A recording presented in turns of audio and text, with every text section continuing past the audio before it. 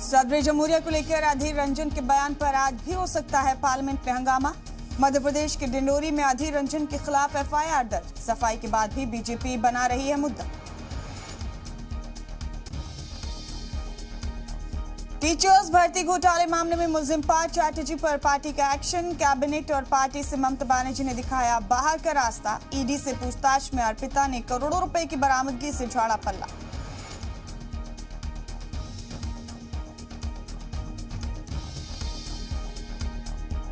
Places of worship act के खिलाफ 6 अर्जियों पर सुप्रीम कोर्ट में समाअत आज। अर्जी गुजरार ने कानून को बताया बराबरी वाले हक के खिलाफ।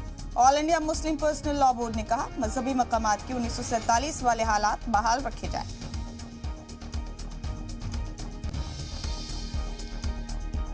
बिहार के बेगूसराय में इंसानियत शर्मसार। पुलिस के हुक्म पर पोस्टमार्टम के लिए लाश को जमीन पर घसीटकर ले जाते दिखे सफाई मुलाजिम। मामले के तूल पकड़ने के बाद सब इंस्पेक्टर सस्पेंड।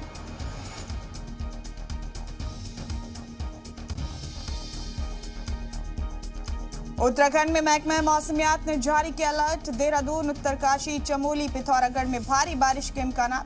कई जगह पर लैंडस्लाइड का अंदेशा।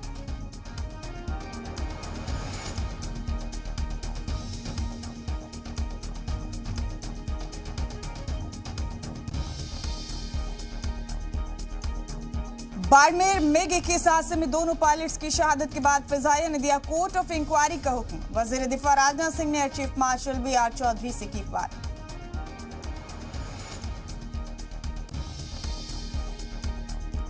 POK से गुजरने वाले प्रोजेक्ट्स के कोई तीसरा मुल्क नहीं जुड़े। जम्मू कश्मीर और लद्दाख हिंदुस्तान का अटूट हिस्सा। CPEC पर हिंदुस्तान की चीन को खरी खरी।